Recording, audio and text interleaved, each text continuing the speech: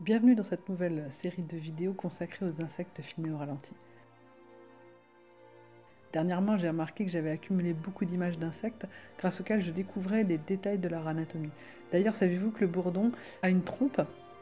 Ça m'a donné envie de les partager avec vous. Ce premier épisode est consacré au bourdon. Le bourdon n'est pas le mâle de l'abeille, qui est appelé faux bourdon et ne possède pas de dard. Le bourdon, lui, constitue une famille d'insectes à part entière, qui fait bien partie de la même famille que les abeilles, les Apidae. Il se nourrit donc du nectar des fleurs et récolte le pollen pour nourrir ses larves.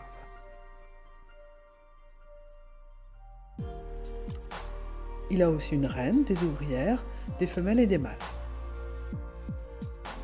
Contrairement aux abeilles qui peuvent s'installer pour plusieurs années, ces colonies ne durent qu'une saison. Et il fait généralement son lit dans le sol. Il vit en essaim de quelques centaines de spécimens, alors qu'une ruche d'abeilles peut accueillir jusqu'à 60 000 spécimens.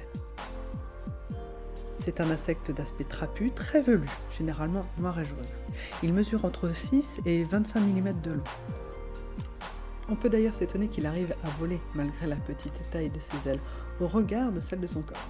Mais il met en œuvre une technique très perfectionnée, avec 200 battements d'ailes par seconde où chaque mouvement forme un 8. Il possède un dard grâce auquel il peut piquer pour se défendre.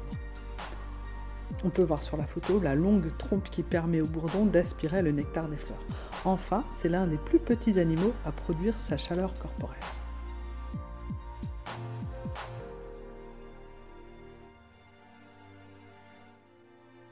Comme les abeilles, il contribue à la pollinisation des fleurs et souffre de la dégradation de son habitat. Vous pouvez d'ailleurs commander une ruche éphémère pour l'installer quelques semaines dans votre jardin. Si cette vidéo vous a plu et que vous voulez m'encourager, vous pouvez cliquer sur j'aime. A bientôt avec d'autres histoires d'insectes.